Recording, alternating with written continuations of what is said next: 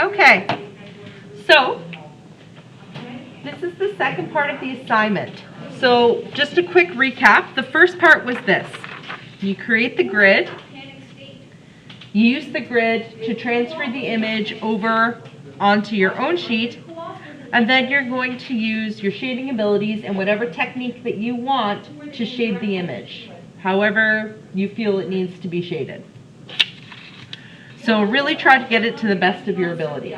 Now, once you have the shaded image, there's an easier way to go about it. I'm not going to make you do the transfer technique for the other two sheets. So for the other two sheets, what you can do is if you put this sheet, so the one that you finished and shaded, up on the window, you can trace it. Okay, and just trace the outline.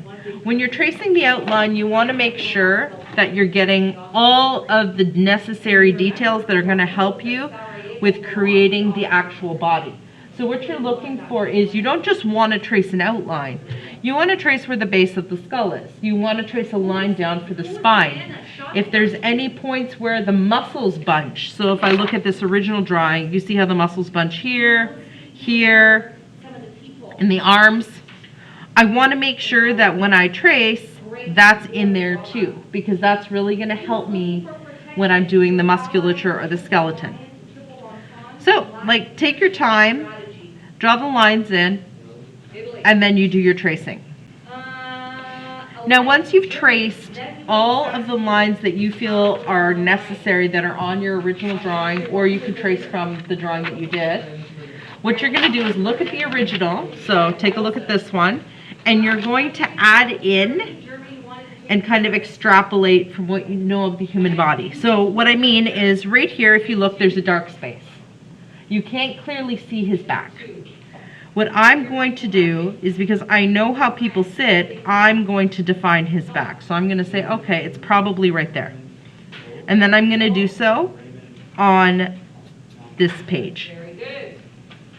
Large graphic landmass. This is part of that point where it stops being just copying and starts being your own intuition and kind of developing your own understanding of the human body.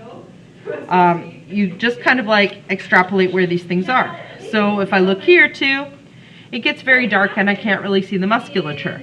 But I know when someone is sitting, like look on your own body if you're concerned or you're confused. If someone is sitting like this, the elbow is pointing out. So I want to make sure that I note where the elbow would be. I know that this is the inside of his forearm because the wrist is there. So I want to do like a little line that indicates the inside here. So a lot of it is knowing, taking what you know about your own body and kind of putting it on this to make the entire situation a little bit easier for you. Now,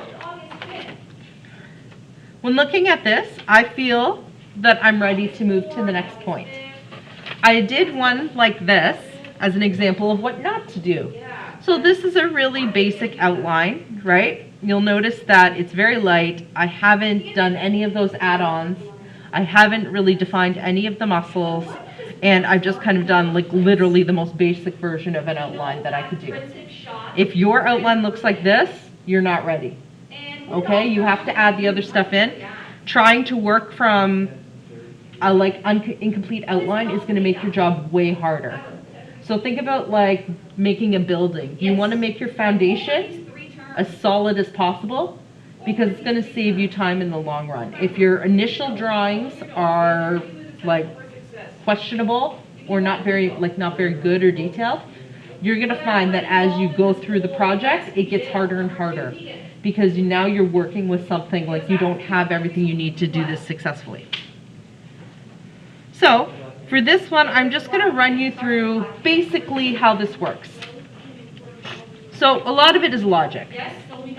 I know that he's sitting with his face facing away from me.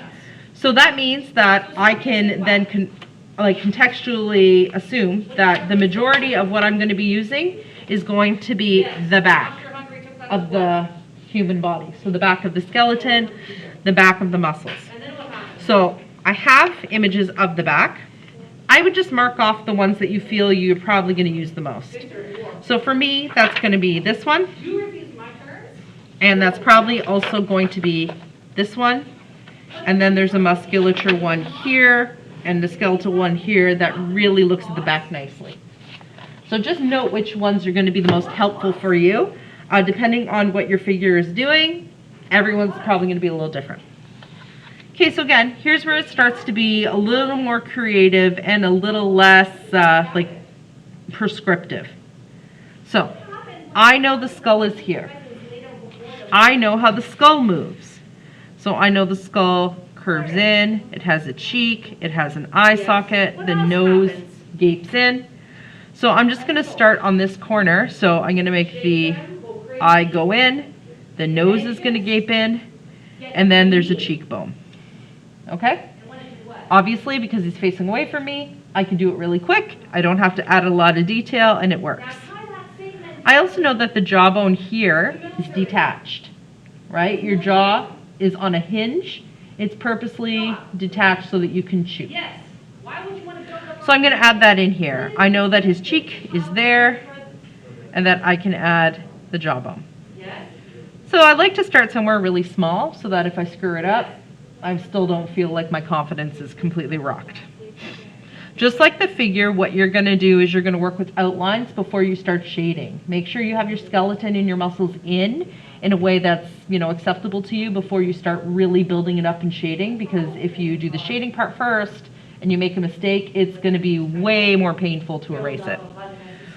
So if I look, okay, these are the fontanelles of the skull. So I'm going to put those in. Everybody has these because when you're a newborn, your skull is not fully fused together. And I look, okay, so there's the base. I'm going to put that there. And then now I look at the spine. So the spine is super detailed. So what I'm going to do to start is I'm just going to make, I know where that line is that's going to go all the way down. And then I'm just going to make, honestly, like a line around it. That's so I know that I'm going to see more of this side of these little vertebrae than this side. He's on an angle. So the worst thing you can do in this scenario is, I know he's on an angle. I know that this side faces me more, but copying it exactly in. So for example, this is what I would do if I was making a vertebrae. Okay, so it's a little vertebrae, and because this side faces away from me, I'm going to make it a little smaller. If I make it like this, it's going to throw everything off because now I'm stating that he's like facing directly back. So you have to take into account the angle the skeleton is hitting you at. Okay, so I know that that's where my vertebrae are going. I'm not going to invest a lot of time at the moment in putting them together. I'm going to want to put in my shoulder blade. Okay, again, keeping in mind that there's going to be some foreshortening here. It's going to be a little warped because I'm not seeing the full shoulder blade. And the same thing here. It's going to be a little warped because I'm not seeing it all. A lot of it is blocking in the areas that you're going to use. So I know the shoulder, by looking at this skeleton, connects to the bone. I'm going to put that in. And then there's my elbow. More land, more resources. Okay. There's the joint of the elbow. Okay, so that's the general idea. So as you're seeing it, recognize that I'm just putting in my rough drawings. What you want to do first is get everything in position before you start on the details, right? This is where the rib cage is. It goes like this. This is where the pelvic bone is. It goes like this. You want to do that because what I found happens when people don't is that they'll work really detailed and they'll make the ribs super long. So all of a sudden your ribs are down here. You realize that the rest of it is squished, and instead of starting over erasing, they just kind of try to cram the rest of the skeleton in there. So it looks like someone who's like horrifically deformed. Okay, the same thing happens with the muscles. So once you have your skeleton in there, If you even want, you can use your like outline, trace the basics of your skeleton again on your next sheet of paper, right? And then you're gonna put your muscles in.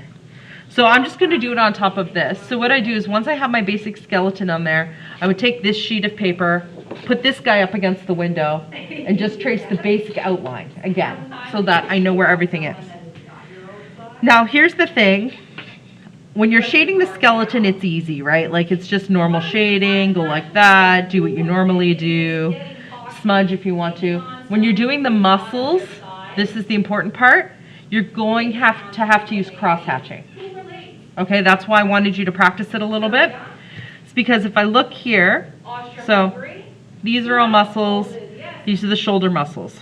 So they're going to go from the spine, and they come down and they go over the first rib and they cover the shoulder blades, right? So there's my shoulder blade. There's the first rib which attaches to them. And so then I know that all of this is got to go over here. So in order to do that, I start using line. And the easiest way to do that with muscles is to start on one side. So I'll do it over here just so you can see it super clearly. Okay, and then you use the line, so say that's my outline, you use the line to build to a point. That during a time of war or conflict or an unstable time period. Okay, the line doesn't have to be like a straight line like this. You want to start it, and then you want to finish it. The corners, so when you put more lines and you overlap them, they're going to get darker. That's how you're going to do your shading. If you want it lighter, press lighter.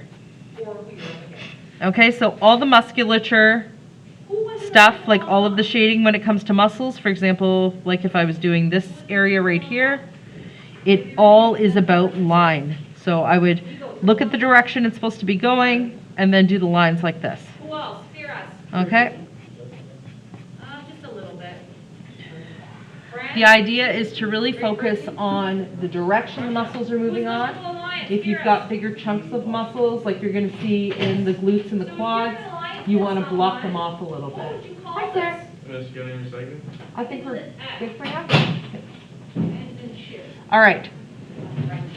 So do I have any questions? All right. So that is the basics of how to do